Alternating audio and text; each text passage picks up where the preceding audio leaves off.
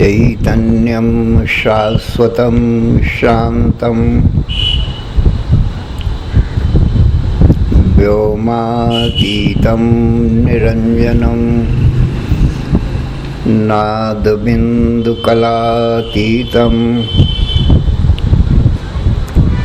तस्मै श्रीगुरवे नमः। सर्वश्रुतिशिरोरत्नं विराजितपदाम्बुजं वेदान्ताम्बुजमार्तण्डं तस्मै श्रीगुरवे नमः। अज्ञानतिमिरान्धस्य ज्ञानाञ्जनशलाकया चक्षुः उन्मीलितं येन तस्मै श्रीगुरवे नमः। अखण्डानन्दबोधाय शिष्यसन्तापहारिणे सच्चिदानन्दरूपाय रामाय गुरवे नमः।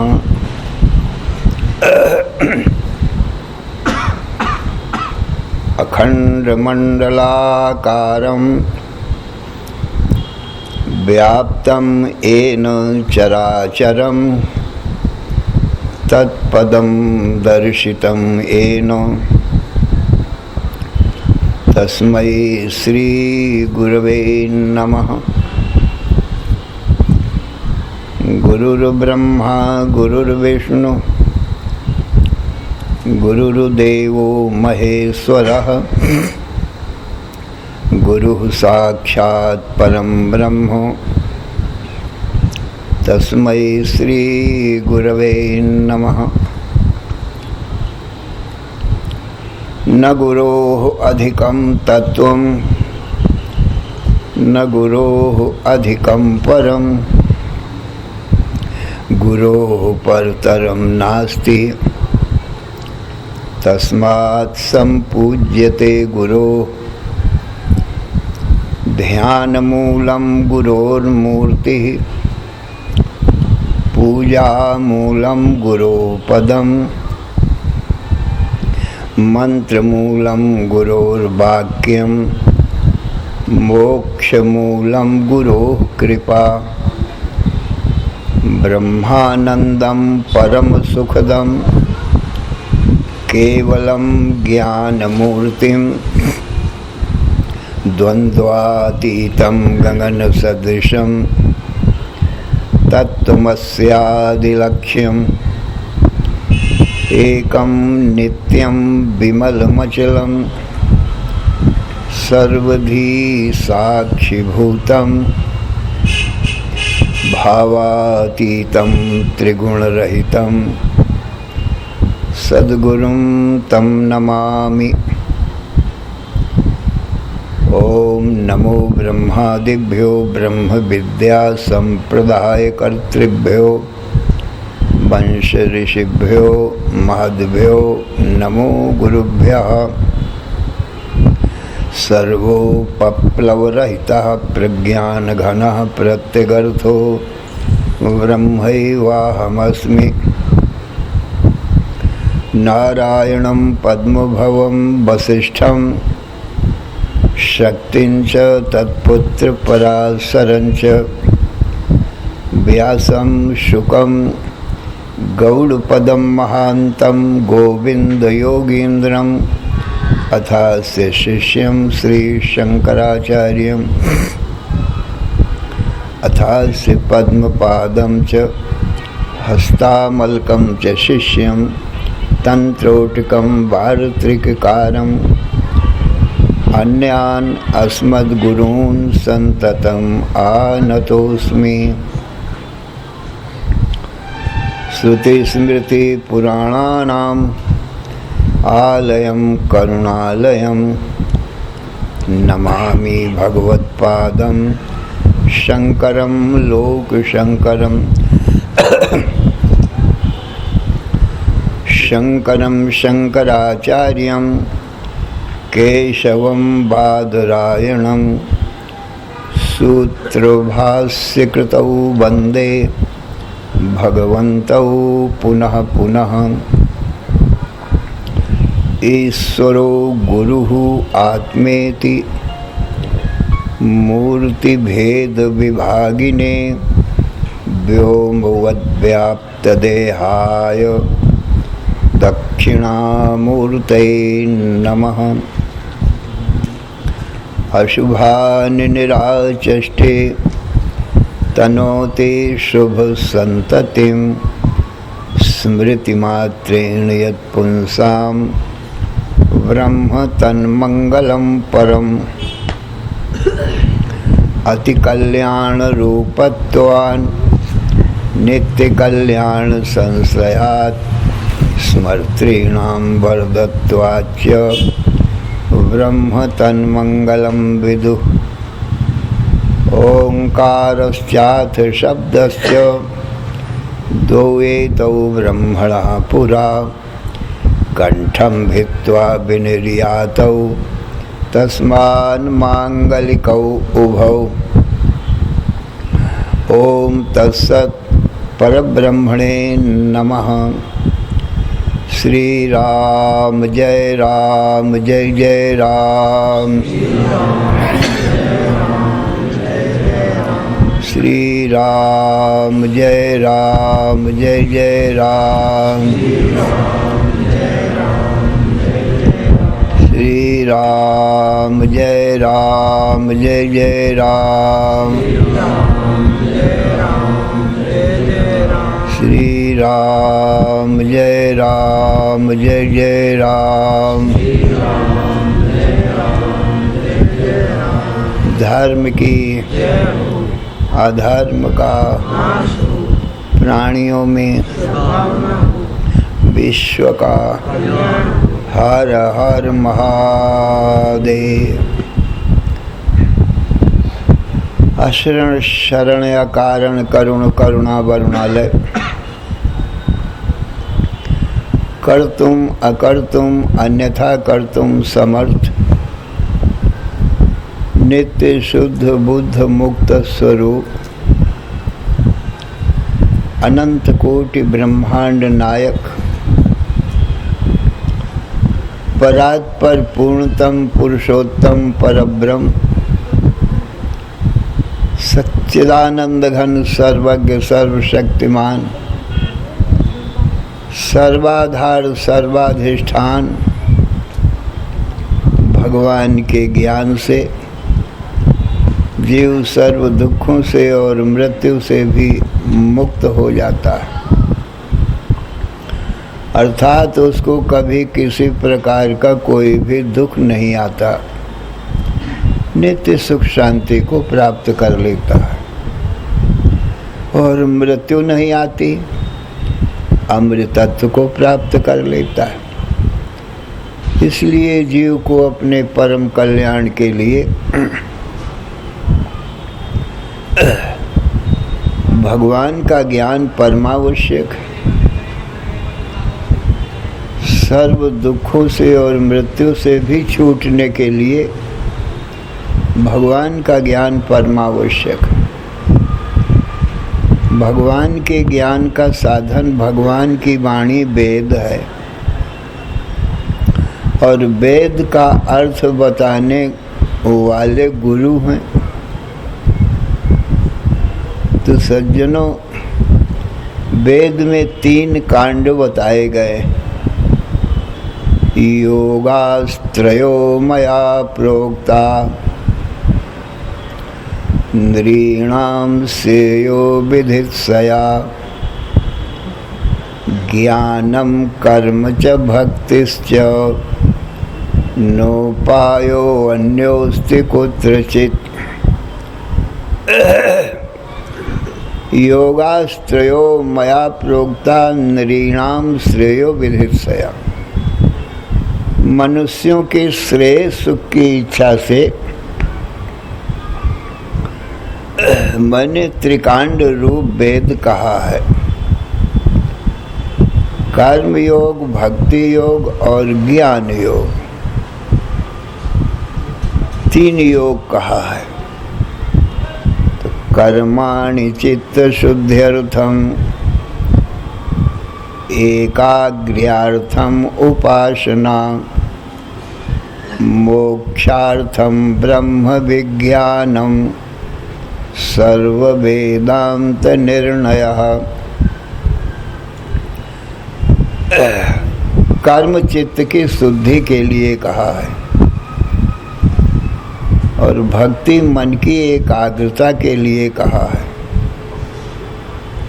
और ज्ञान अज्ञान के नाश के लिए कहा है। जब चित्त शुद्ध हो जाता है निष्काम कर्म योग से, तब भक्ति होती है। भक्ति से भगवान में चित्त एकाग्र हो जाता है, भगवान का ध्यान चिंतन करने से।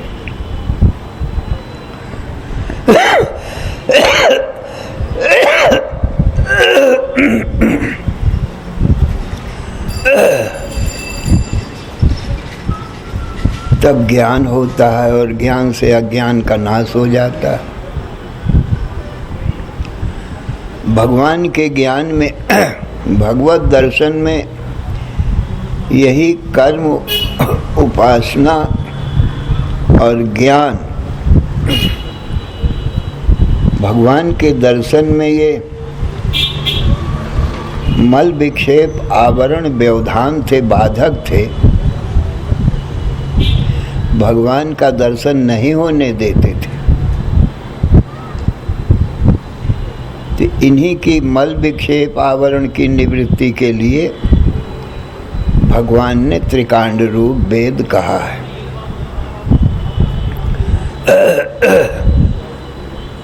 कर्म, उपासना, ज्ञान।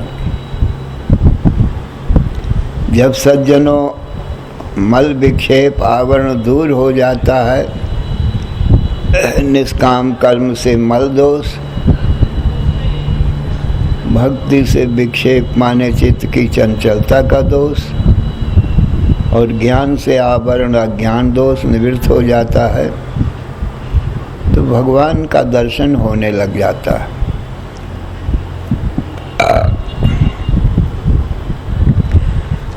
जैसे किसी दुर्दिन में मेघ आ गए, बादल घर आ गए, वर्षा होने लगी, अंधेरा छा गया, तो सज्जनों सूर्य का दर्शन नहीं होता है।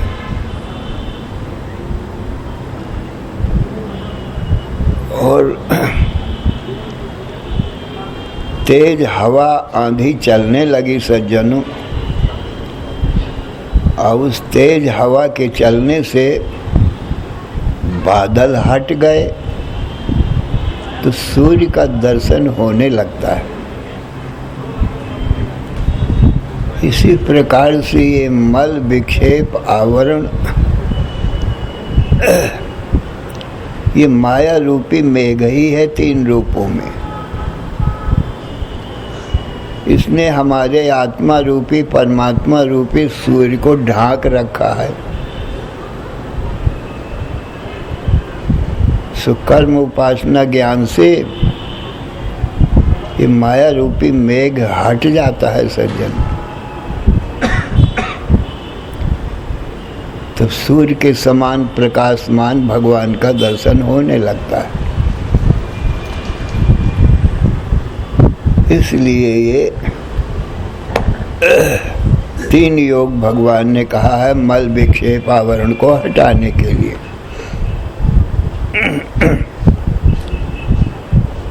तो सज्जनों, प्रथम कर्म योग बताया है। कर्म योग वेदों में इस प्रकार से कहा गया है, मातृदेवो भव, पितृदेवो भव, आचार्य देवो भव, अतिथि देवो भव। माता देवता है, पिता देवता है, आचार्य देवता है, अतिथि देवता है। इनकी देवता समझकर सेवा करना चाहिए। माता पिता गुरु की सेवा से सज्जनों सब तीर्थ स्नान का फल मिल जाता है। और माता पिता के आशीर्वाद मिलते हैं।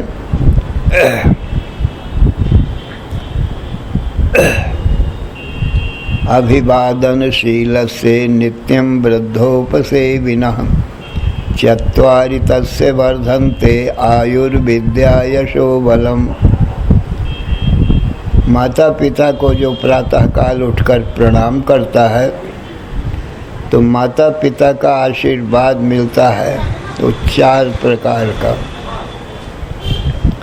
आयुर्विद्या यशो बलम। हे पुत्र, आयुष्मान हो, तुम्हारी बड़ी उम्र हो, चिरंजीवी हो और विद्वान हो, और संसार में तुम्हारी यश कीर्ति बढ़े और बल बढ़े। तन का बल, इंद्रियों का बल, मन का बल, बुद्धि का बल।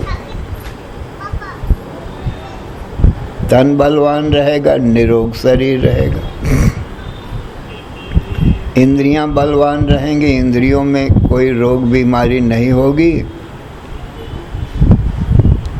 और मन बलवान होगा तो भगवान का ध्यान चिंतन होगा। और बुद्धि बलवान होगी तो भगवान का ज्ञान होगा, ज्ञान को नाश करेगी। तीनों प्रकार का बल तुमको बढ़े, ऐसा माता पिता का हृदय से, आत्मा से आशीर्वाद सज्जनों निकलता है। तो पुत्र के लिए वो फलीभूत होता है सज्जन। इसलिए माता पिता की सेवा से सब कुछ पुत्र को प्राप्त हो जाता है। प्रथम भक्ति यही है पुत्र की, माता पिता गुरु की सेवा करना।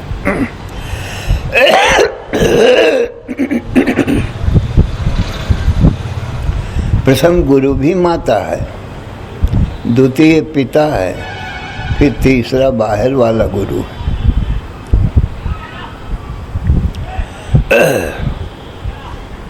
तो पुत्र का यही धर्म है और माता पिता का यही धर्म है कि पुत्र को सब प्रकार से ज्ञान की शिक्षा देवे, सुंदर सुंदर भगवान की कथाएं सुनावे। तो बालक का हृदय तो बहुत निर्मल होता है सज्जनों, कोरे कागज के समान होता है। बाल काल में जो कुछ भी माता पिता उसको शिक्षा दे देंगे वो हृदय रूपी कागज में लिख जाएगा एकदम।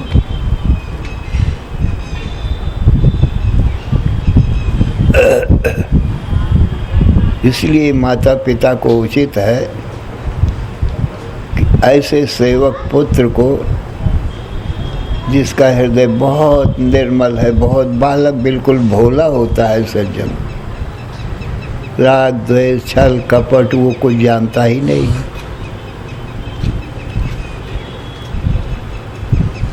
तो माता पिता का ये धर्म है कि सब प्रकार से पुत्र को योग्य बना दे। पुत्र का यही धर्म है कि माता पिता को भगवान समझ करके, देवता समझ के उनकी सेवा करें।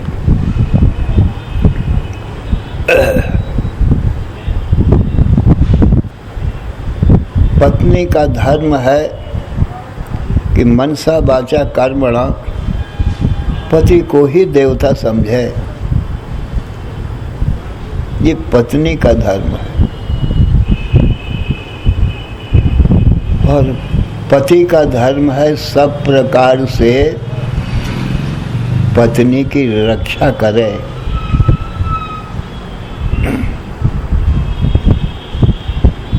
चाहे एक पत्नी का पति हो, चाहे सभापति हो, चाहे राष्ट्रपति हो, पाति रक्षत इति पति। पारक्षणे धातु से पति बनता है सज्जन। तो पति का अर्थ ही होता है रक्षा करना। एक पत्नी का पति है, वो सब प्रकार से अपनी पत्नी की रक्षा करे। सभापति सभा की रक्षा करे। राष्ट्रपति अपनी प्रजा की सब प्रकार से रक्षा करे। ऐसे ही जगतपति भगवान विष्णु हैं, वो सारी जगत की रक्षा करते हैं।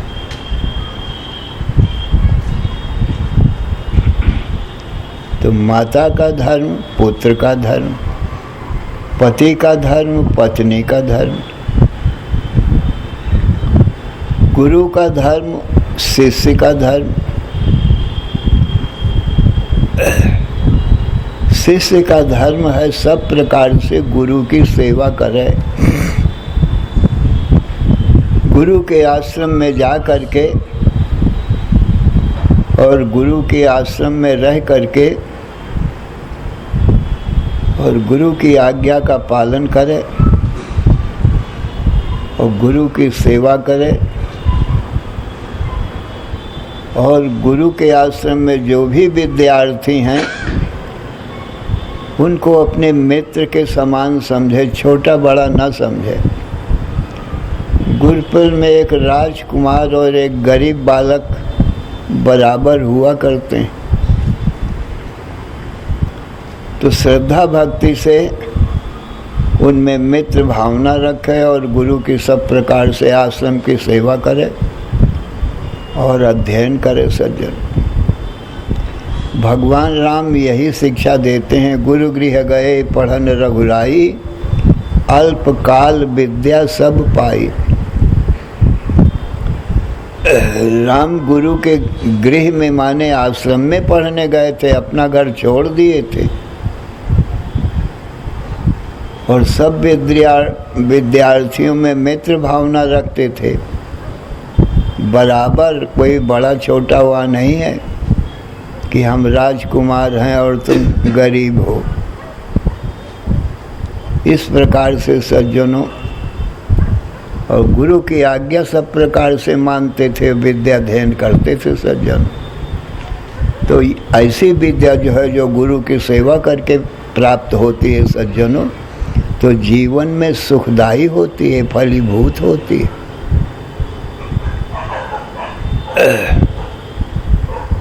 सज्जनों राम भी वेदाध्ययन करते हैं। राम के गुरु वशिष्ठ जी हैं सज्जनों। और रावण भी वेदाध्ययन करता था सज्जनों। उसके गुरु साक्षात ब्रह्मा जी थे। परंतु सज्जनों रावण की श्रद्धा भक्ति अपने गुरु ब्रह्मा जी में उतनी नहीं थी जितनी भगवान राम की हैं। गुरु को भगवान रूप भगवान देखते हैं राम। राम के गुरु वशिष्ठ के पुत्र हैं, वो ब्रह्मा जी के पुत्र हैं वशिष्ठ जी। और ब्रह्मा जी वशिष्ठ के पिता हैं, तो रावण का गुरु साक्षात ब्रह्मा जी पिता है। परंतु सज्जनों, एक समय की बात है जब सीता जी को हरण करके ले गया था रावण,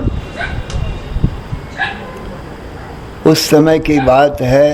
अपने गुरु की अश्रद्धा देखिए, ब्रह्मा जी के प्रति उसकी कैसी अश्रद्धा थी। उस समय विषय भोग में पड़ा हुआ,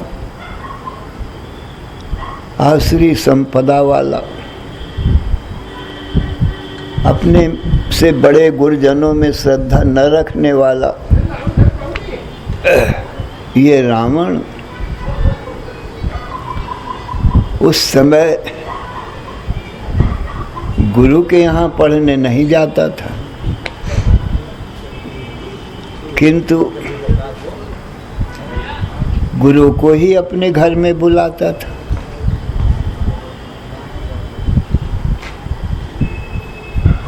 तो उस समय ब्रह्मा जी रावण के यहाँ आए पढ़ाने के लिए,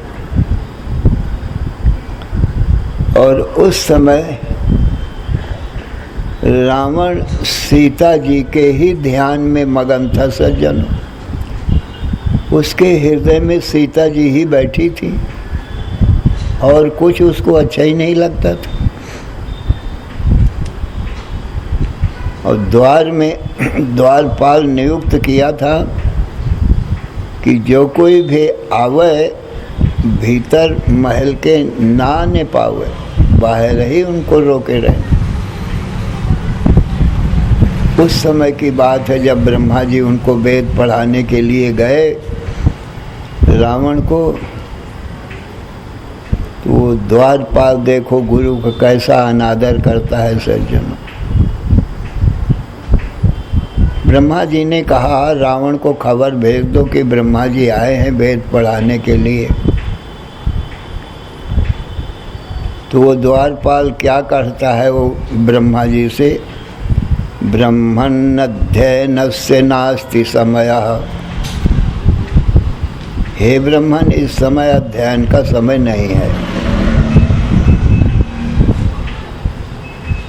द्वार में ही खड़े। तो ब्रह्मा जी ने क्या कहा? ब्रह्मा जी ने कहा अच्छा तो मैं चला जाऊं, अध्ययन का समय नहीं है तो मैं चला जाता हूं। तो द्वारपाल क्या कहता है, बहुत बातें मत करो, तूष्णीम बहिस्थीयताम, चुप रहो और बाहर खड़ा रहो। ऐसे अनादर के वचन वो द्वारपाल करता है।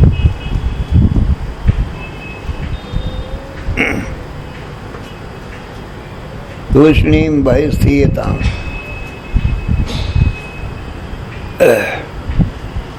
इतने में बृहस्पति को कहा था कि तुम वेद पाठ आकर के हमारी लंका में किया करो।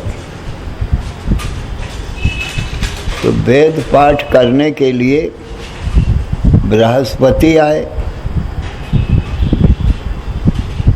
तो बृहस्पति उदात अनुदात और मध्यम सुर से वेद पाठ जैसा किया जाता है, ऊंचे स्वर से, नीचे स्वर से, मध्यम स्वर से करने लगे।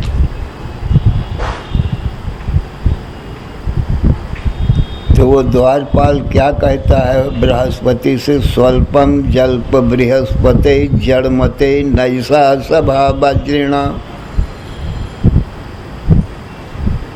हे बृहस्पति, धीरे धीरे पढ़ो, बहुत जोर से हल्ला मत मचाओ। ये कोई इंद्र की सभा नहीं है। तुम इंद्र के गुरु हो, देवताओं के गुरु हो, परंतु रावण के गुरु तुम नहीं हो। इसलिए धीरे धीरे पढ़ो।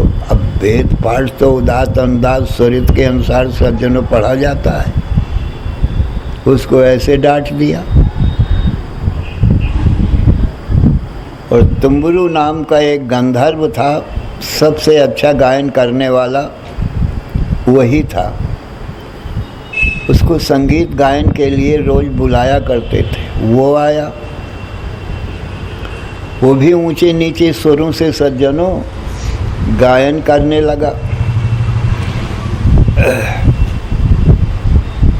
तो जब ऊंचे नीचे सुर से गायन करने लगा तो वो क्या कहता है, द्वारपाल उसको अलापई अलम तुम्बरू, हे तुम्बरू धीरे धीरे गायन करो और बस करो, अब रहने दो। उसको भी डांट दिया। नारद जी पहुंचे ये तमाशा देख करके, और नारद जी रावण की प्रशंसा करने लगे।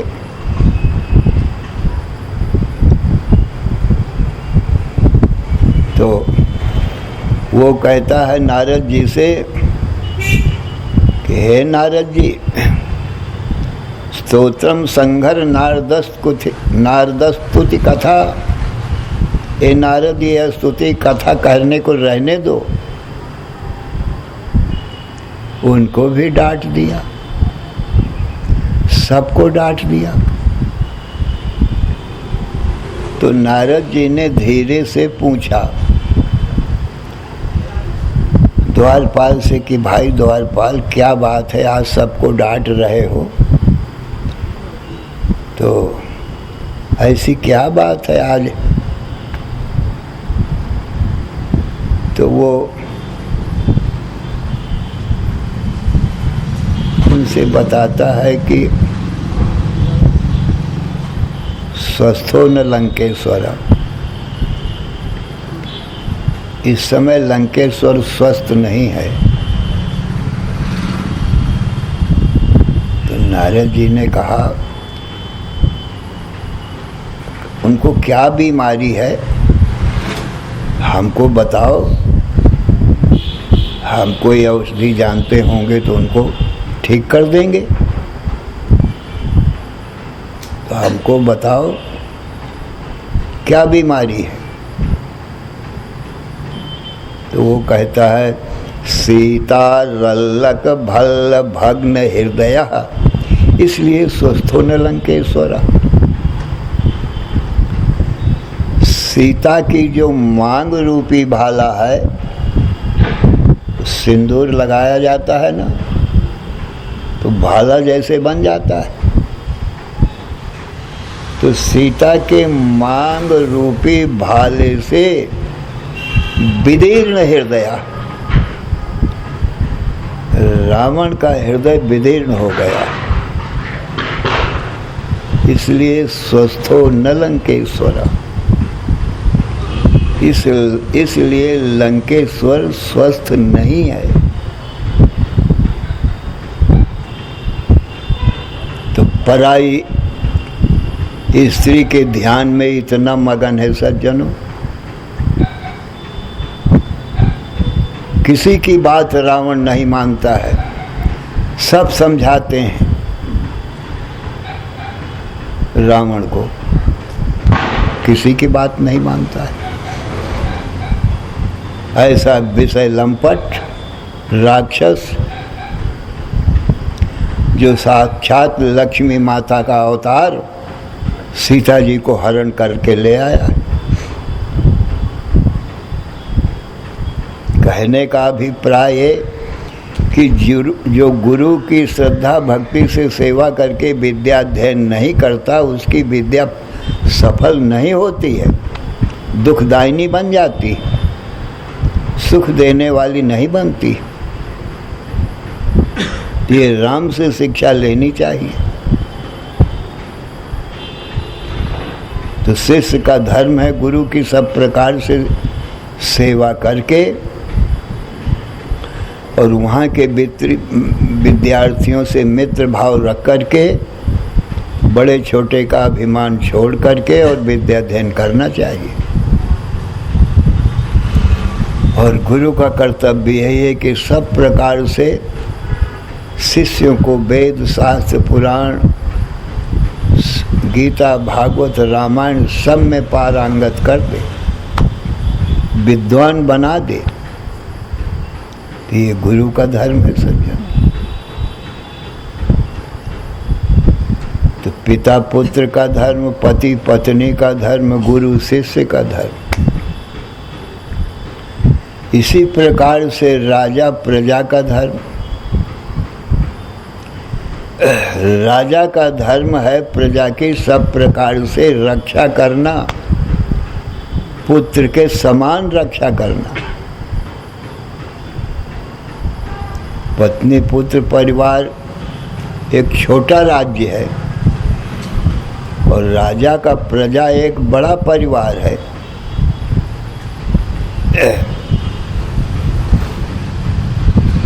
तो सज्जनों, पुत्रवत प्रजा का पालन करना ये राजा का धर्म होता है सज्जनों। सो ये राम जो थे ऐसे ही राजा थे, पुत्र के समान प्रजा का पालन पोषण करते थे, सब प्रकार का सुख दुख उनके सुना करते थे। और एक रावण है जो प्रजा को बहुत दुख देता है सज्जनों। उनके राज्य में सभी ब्राह्मण, साधु ब्राह्मण बहुत दुखी थे, सबको दुख देता था सज्जनों। ऐसा दुष्ट प्रकृति का था।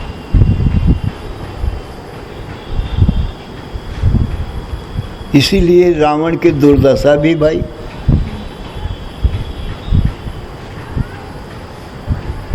तो राजा का धर्म है पुत्रवत प्रजा को पालन करना, और प्रजा का धर्म है राजा को पिता के समान मानना।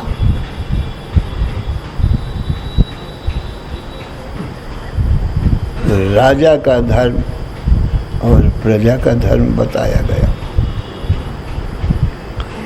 इसी प्रकार से सज्जनों वर्णाश्रम के धर्म वेद में बताए गए। ब्राह्मण, क्षत्रिय, वैश्य, शूद्र, ब्रह्मचारी, गृहस्थ, वानप्रस्थ, सन्यास, इनके धर्म भी वेद बताए गए। गीता में भगवान बतलाते हैं, अर्जुन चातुर्वर्ण्यं मया सृष्टं गुण कर्मो विभागशः तस्य कर्तारमपि मां विद्य कर्तारमव्ययम्। अर्जुन, चातुर्वर्ण्यं मया सृष्टम, चार वर्ण की सृष्टि मैंने किया है।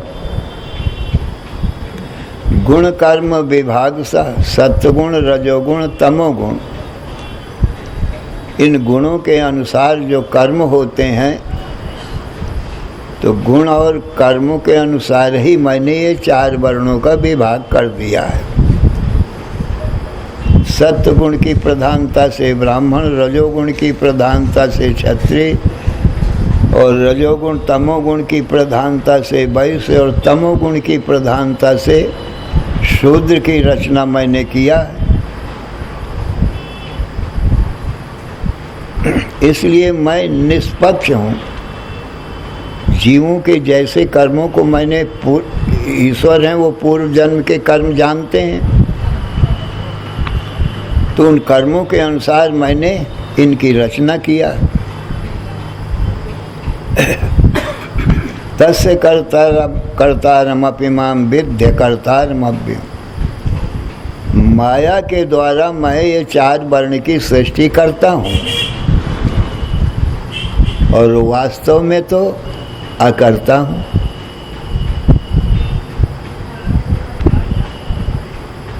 चार वर्ण की मैंने सृष्टि कर दिया, ब्राह्मण, क्षत्रिय, वैश्य, शूद्र। तो ये सारी सृष्टि चार वर्ण की है। सारी सृष्टि के माने मनुष्य, पशु, पक्षी, वृक्ष, सब तीन गुणों से जब बनेगी सारी सृष्टि, माया के तीन गुण और तीन गुणों से सारा संसार, तो वो 4 वर्ण की हो जाएगी। तो जैसे मनुष्यों में है तैसे पशुओं में भी है। पशुओं में भी 4 वर्ण है, क्योंकि 3 गुणों से सारा संसार बना है। पशुओं में जैसे गाय है वो सत्वगुण प्रधान है। गौ की लोग पूजा करते हैं। भगवान श्री कृष्ण भी वैश्य वंश में अवतार ले करके और गौ की सेवा करते थे।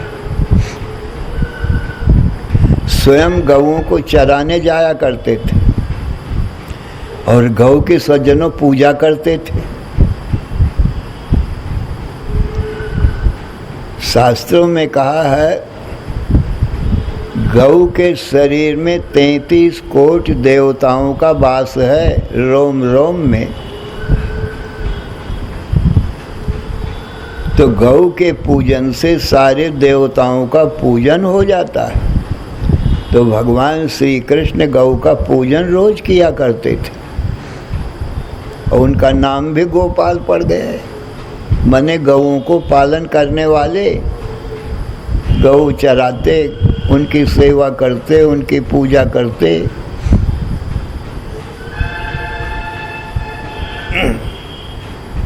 इसलिए गौ सत्वगुणी कहलाती है सज्जन।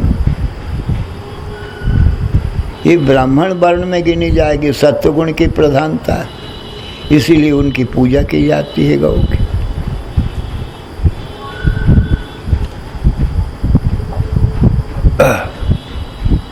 और बकरी है, भैंस है, ये सज्जनों कुछ रजोगुणी कहलाते हैं। हाथी घोड़ा भी रजोगुणी कहे जाते हैं। और जो सिंह व्याघ्र आदि हैं वो मांसाहारी होते हैं, वो तमोगुणी कहलाते हैं। और गाय भैंस बकरी ये शाकाहारी होते हैं। ये बस्ती में रहते हैं, मनुष्य इनका पालन करते हैं, सेवा करते हैं। गाय दूध दही मक्खन मलाई ये सब देते हैं। सिंह व्याघ्र आदि वन में रहते हैं और मांसाहारी होते हैं, वो तमोगुण प्रधान होते हैं। पशुओं में इसी प्रकार से पक्षियों में भी जो तोता मैना होते हैं, लोग उनको पालते हैं। तोता मैना कबूतर इनको लोग पालते हैं, ये सत्वगुण प्रधान होते हैं और इनमें ज्ञान विशेष होता है। तोता मैना को लोग पालते हैं और पढ़ाते भी हैं, ये पढ़ते हैं सज्जनों।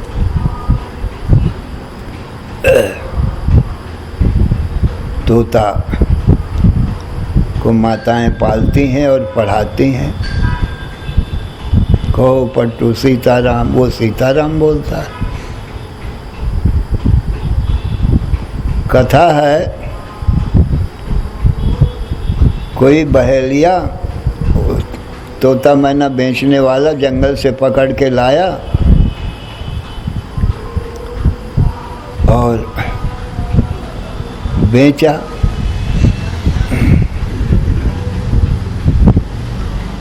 तो सज्जनों,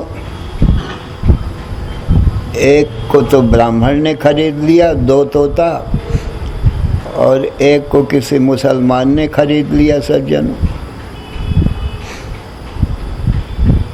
तो जो ब्राह्मण ने खरीदा वो उसको अच्छी शिक्षा देता था, पढ़ाता था, सीताराम सीताराम पढ़ाता था। और जो मुसलमान को बेचा, वो किसी को कोई आवे दरवाजे में तो गाली देवे, तो उसको गाली देना पड़ाता था। काल पा करके वो ब्राह्मण और वो क्या नाम तुम्हारे मुसलमान किसी राजा के यहाँ इनको बेचने के लिए ले गए और उनके गुण बताया कि इनमें बहुत बड़े गुण हैं। तो राजा ने खरीद लिया उनको। तो सज्जनों, जब राजा आते घर में और वो भवन में बोलता तो राजा की बड़ाई करता और सीताराम सीताराम पढ़ता। और वो जो दूसरा तोता था वो राजा के आने पर गाली देता।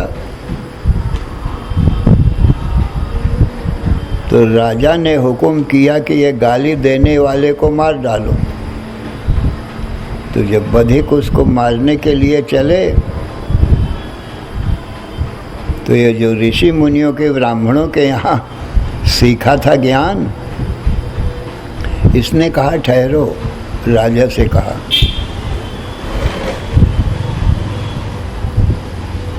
तो क्या कहा उसने? अहम मुनीनां वचनं शृणोमि शृणोत्यं वै यवनस्य वाक्यं न चास्य दोषो न च मे गुणोऽयं संसर्गजा दोषगुणा भवन्ति। राजन, अहम मुनीनां वचनं शृणोमि, मैंने ऋषि मुनियों के वचन सुने हैं, इसलिए मैं मुझको जो कुछ भी पढ़ाया गया, गीता रामायण के श्लोक और दोहा चौपाई भी पढ़ा दिया, तो मैं वो बोलता हूँ। और ये जो गाली देता है, ये मुसलमान के वचन सुना है, वो गाली पढ़ाते थे तो वो गाली देता है।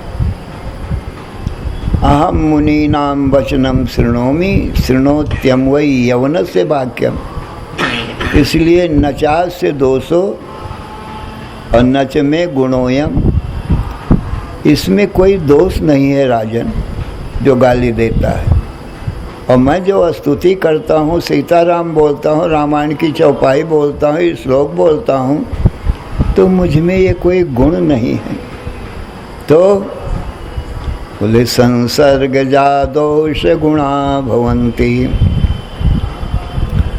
छोटे बालक का जैसे किसी के साथ संग हो जाए, अच्छे लोगों का या बुरे लोगों का, तो संग दोष लग जाता है। इसलिए इसको दंड ना दो। कुसंग मिला है तो ये गाली देता है और मुझ में कोई गुण नहीं है। मैंने ऋषि मुनियों के वचन सुने हैं, सत्संग किया है, इसलिए मैं स्तुति करता हूँ। तो लोग भी इसी प्रकार से, मनुष्य बालक का हृदय तो कितना निर्मल होता है सज्जनों। कुसंग में यदि पड़ जाए बालक तो चोर बदमाश डाकू हो जाता है कुसंग में पढ़कर। और अच्छा संग मिल जाए संत महात्माओं का तो भक्त बन जाता है, योगी बन जाता है, ज्ञानी बन जाता है। तो सज्जनों, संग का प्रभाव पड़ता है। एक बार राजा बलि से भगवान विष्णु ने कहा, हे बलि, तुम संतों के साथ में नरक जाना पसंद करते हो कि दुष्टों के साथ स्वर्ग जाना पसंद करते हो? राजा बलि ने कहा कि संतों के साथ में मैं नरक जाना पसंद करता हूँ, दुष्टों के साथ में स्वर्ग जाना पसंद नहीं करता हूँ। विष्णु ने कहा, क्यों? कहाँ जहाँ संत होते हैं वहाँ ही स्वर्ग होता है, और जहाँ दुष्ट होते हैं वहाँ ही नरक होता है। दुष्ट लोग स्वर्ग को भी नरक बना देते हैं और संत लोग नरक को भी स्वर्ग बना देते हैं। तो वरम प्राण त्यागा न दुष्टा नाम उपगमा। प्राण त्याग देना मुझको स्वीकार है, परंतु दुष्टों का संग अच्छा नहीं है। स्वर्ग को भी वो नरक बना देते हैं। सत्संग की ऐसी महिमा है। दुष्ट भी यदि सत्संग में आ जाए तो थोड़े दिन में वो अच्छा संत बन जाता है सज्जन।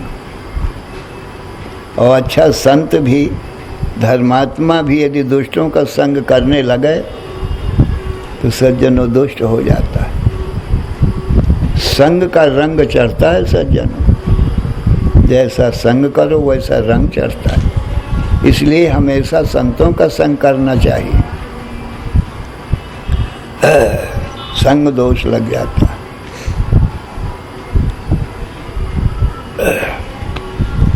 तो सज्जनों, वर्ण धर्म आश्रम धर्म हम बता रहे थे। ये वर्ण धर्म हम बता रहे हैं आपको। 4 वर्ण होते हैं। तो मनुष्यों में, पशुओं में और पक्षियों में भी बता रहे थे कि ये सत्वगुण प्रधान होते हैं जिनका लोग पालन करते हैं। तोता है, मैना है, कबूतर है और कोयल भी मीठी बोली बोलती है, उसको भी लोग पालते हैं। कागा का को धन हरे, कोयल का को दे, मीठी वाणी बोलकर जग बस में कर ले। मीठी वाणी बोलने की शिक्षा ये कोयल देती है। सब प्रेम करते हैं कोयल से लोग। और काका जो है कड़वी वचन बोलता है, इसलिए उससे कोई प्रेम नहीं करता। कोयल को भी लोग पालते हैं। सत्वगुण प्रधान सज्जन। और बाज आदि रजोगुण प्रधान, वो पक्षियों को मारकर खा जाता है। और ये जो गिद्ध वगैरह होते हैं न सज्जनों, ये मरे मुर्दे का मांस खाते रहते हैं। ये तमोगुण प्रधान होते हैं सज्जनों। तो इस प्रकार से पक्षियों में भी सत्वगुणी, रजोगुणी, तमोगुणी पक्षी होते हैं।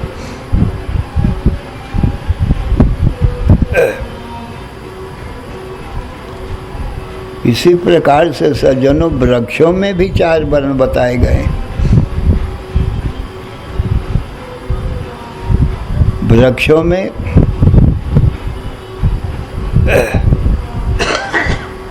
पीपल, बट बरगद का पेड़, पीपल का पेड़, आंवले का पेड़, केला, तुलसी का पेड़, ये सत्वगुण प्रधान है सज्जनों। इनकी पूजा होती, बट वृक्ष की पूजा होती है, पीपल के पेड़ की पूजा होती है सज्जनों। ये सत्वगुण प्रधान है। केला की लोग पूजा करते हैं, आंवले की पूजा करते हैं लोग, और तुलसी की पूजा तो प्रसिद्ध है। घर घर में लोग तुलसी लगा के रखे हैं सज्जनों, और पूजन करते हैं तुलसी का, और मनोवांछित फल भी पाते हैं। श्रद्धा भक्ति से जो पूजा करता है इनकी, उनको मनोवांछित फल मिलता है सज्जनों। तो ये सत्वगुण प्रधान है सज्जनों। और जो शीशम आदि के पेड़ हैं वो रजोगुण प्रधान है। उनकी लकड़ी कीमती होती, और इमारत के काम में आते हैं। और ये जो आम अमरूद है ना, ये बहुत फल देते हैं ना, ये रजतम प्रधान है, ये वैश्य जाति के कहे जाते हैं। और जो कांटे वाले वृक्ष हैं, बबूल वगैरह, वो तमोगुण प्रधान है। इस प्रकार से सज्जनों, वृक्षों में भी 4 वर्ण हो गए, क्योंकि सारी सृष्टि में ये सब पेड़ पौधे भी आ जाते हैं, मनुष्य, पशु, पक्षी, वृक्ष सब आ जाते हैं। और ये जो भूमि है ना सज्जनों, ये भूमि भी सत्वगुण, रजोगुण, तमोगुण प्रधान होती है सज्जनों। इसमें भी 4 वर्ण हो जाते हैं। ये जो तीर्थ भूमि होती है ना, ये सत्वगुण प्रधान होती है सज्जनों। और गंगा नदी भी सत्वगुण प्रधान है। जो गंगा में स्नान करता है, गंगा जल पान करता है, गंगा के किनारे बालू में बैठता है, माता गंगा माता की गोद है ये बालू, गंगा का किनारा, उसको शीघ्र ही सिद्धि प्राप्त होती है। भगवत भक्ति बहुत जल्दी सफल होती है। गंगा में स्नान करने से तन के और जलपान करने से मन के पाप नष्ट हो जाते हैं। तो ये तीर्थ भूमि सज्जनों सत्वगुण प्रधान होती है। यहाँ सत्वगुणी, पापी से पापी आदमी की बुद्धि सत्वगुणी हो जाती है। भगवान की भक्ति उदय होती है, संत महात्माओं का वास होता है सत्वगुणी भूमि में। आप देखते हो ये तीर्थ सत्वभूमि है, संत महात्माओं का वास है। यहाँ लोग आते हैं, गंगा स्नान करते हैं, जलपान करते हैं, संतों का संग करते हैं सज्जनों। बुद्धि निर्मल हो जाती है, भगवत प्राप्ति होती है इससे। तो ये सत्वगुण भूमि प्रधान है सज्जनों।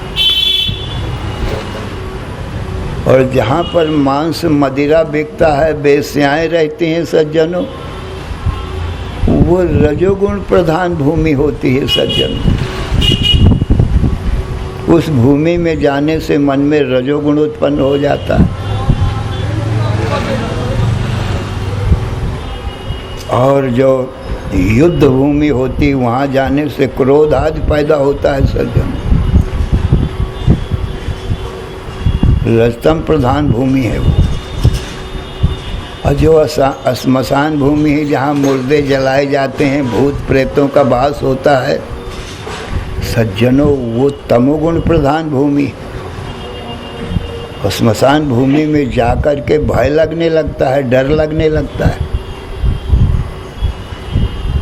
ये भूमि भी 4 प्रकार की, क्योंकि 3 गुणों से ये सारा संसार ही बना। उसमें मनुष्य, पशु, पक्षी, वृक्ष, पर्वत सब आ जाते हैं संजनों। देवता, दैत्य। देवता सत्वगुण प्रधान, तो ये दैत्य लोग तमोगुण प्रधान हैं। तो भगवान कृष्ण कहते हैं ये 3 गुणों से सारा संसार बना है, इसलिए 4 वर्ण का बन गया है।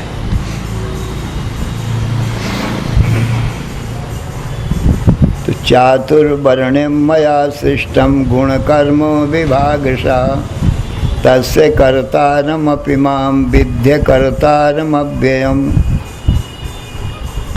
अब 4 वर्णों के भगवान धर्म बताते हैं। ब्राह्मण, क्षत्रिय, विषाम, शूद्राणां च परन्तप कर्माणि प्रविभक्तानि स्वभाव प्रभवैर्गुणैः। अर्जुन, 4 वर्णों के मैं कर्म बताता हूँ, तुम सावधान मन से श्रवण करो। शमो दमः तपः शौचं क्षान्तिरार्जवमेव च ज्ञानं विज्ञानमास्तिक्यं ब्रह्म कर्म स्वभावजम्। अर्जुन समो दमः तपः शौचम। सम मन को विषयों से रोकना सम कहलाता है। दम इंद्रियों को विषयों से रोकना दम कहलाता है। तब भगवत प्राप्ति के वास्ते तपस्या करना। शौचम बाहर भीतर की शुद्धि, शरीर की शुद्धि और मन की पवित्रता शुद्धि। समो दमः तपः शौचम शांति और क्षमा भाव, अपराधी को भी क्षमा कर देना। आर्जव और सरल स्वभाव ब्राह्मण का। सरल स्वभाव न मन कुटिलाई यथा लाभ संतोष सदाई। आर्जव में ऊंचा, आर्जव माने सरलता। क्षमो दमः तपः शौचम क्षांतिरार्जव में ऊंचा। ज्ञानम विज्ञान और ज्ञान विज्ञान, वेदों का ज्ञान ज्ञान कहलाता है। और वेदों से जो जाना जाता है वो ब्रह्म, ब्रह्म में पूर्ण निष्ठा होना। वेदों के द्वारा ब्रह्म को जानना और ब्रह्म में पूरी निष्ठा होना, ये विज्ञान कहा जाता है। और आस्तिक्यम, ईश्वर और ईश्वर की वाणी वेद में पूर्ण विश्वास का नाम आस्तिक्य है। आस्तिक भावना, ब्रह्म कर्म स्वभाव, ये ब्राह्मण के स्वाभाविक कर्म होते हैं। शौर्यम तेजो धृतिर्दाक्ष्यम युद्धे चाप्य पलायनम। दानम ईश्वर भावश्च छात्रम कर्म स्वभावजम। शौर्यम तेजो शूरता वीरता और तेज। शौर्यम तेजो धृति, दुख में भी न घबराने का स्वभाव, धैर्य धारण करना। शौर्यम तेजो धृतिर्दाक्ष्यम और युद्ध नीति में और नीति निपुण होना, चतुरता। युद्धे चाप्य पलायन, प्रजा की रक्षा के लिए दुष्टों से युद्ध करना परंतु पीठ नहीं दिखाना। दुष्टों का दमन करना, अपनी प्रजा की रक्षा करना। युद्धे चाप्य पलायन, युद्ध से न भागने का स्वभाव। और दानम, मुक्त हस्त दान देना साधु ब्राह्मणों को। प्रजा को दुखी नहीं देखना। ईश्वर भाव से और राजा भाव। छात्रम कर्म, ये क्षत्रिय का स्वाभाविक कर्म है। ये रजोगुण प्रधान है, ब्राह्मण सत्वगुण प्रधान है। कृषि गौ रक्षे वाणिज्यम वैश्य कर्म स्वभावजम। कृषि खेती किसानी करना, अन्न पैदा करना, फल फूल खूब पैदा करना, बाग बगीचे लगाना। कृषि और गौओं की रक्षा करना। और वाणिज्य, व्यापार करना, ये वैश्य का कर्म स्वाभाविक है। परिचर्यात्मकम कर्म शूद्रस्यापि स्वभावजम। अपने तीनों बड़े भाइयों की सेवा करना, ये शूद्र का स्वाभाविक कर्म है। तो अर्जुन, चारों वर्णों की सृष्टि मैं करता हूँ, इसलिए पिता मैं हुआ, माता पिता मैं ही हुआ। तो ये चारों भाई मेरे पुत्र हैं, इसलिए भ्रातृ स्नेह से चारों भाइयों को रहना चाहिए। ब्राह्मण क्षत्रिय वैश्य शूद्र। सबसे बड़ा भाई ब्राह्मण, उससे छोटा क्षत्रिय, उससे छोटा वैश्य, सबसे छोटा शूद्र। चार भाइयों में आपस में बड़ा भ्रातृ स्नेह। इस प्रकार से प्रेम भाव से चारों भाइयों को रहना चाहिए। और मेरे बताए हुए मैं माता पिता हूँ, तो मेरी आज्ञा मानना, अपने अपने कर्मों को करना। सज्जनों, ये वर्ण धर्म भगवान ने बतलाया है। इसी प्रकार से सज्जनों, ब्रह्मचारी, गृहस्थ, वानप्रस्थ, सन्यासी के धर्म भी भगवान ने बताए। गुरु के आश्रम में जाकर के वेदाध्ययन करना, गुरु की सेवा करना, ब्रह्मचर्य का पालन करना, ये ब्रह्मचारी आश्रम का धर्म। और फिर पढ़ लिख करके विद्वान होकर के फिर गृहस्थी में आना, तो अपनी पत्नी का सब प्रकार से रक्षा करना पति का धर्म है। और पत्नी का धर्म ये है कि पति को परमेश्वर समझ करके उसकी सेवा करे। ये गृहस्थ धर्म में बड़े प्रेम भाव से रहना। और वानप्रस्थ धर्म, फिर तीसरी अवस्था में वानप्रस्थ धारण कर वन में जा करके अपने कल्याण के लिए भगवान की आराधना करना। और अंतिम संन्यास धर्म में सब त्याग करके केवल भगवान में ही मन को लगा देना। तो इस प्रकार से भगवान ने वर्ण धर्म और आश्रम धर्म बताए हैं सज्जनों। इनका पालन करना, ये कर्म योग है सज्जनों। शरीर धारण करके कर्म तो करना ही पड़ेगा ना कुछ। इसलिए अपने अपने वर्णाश्रम के अनुसार ही कर्म करें।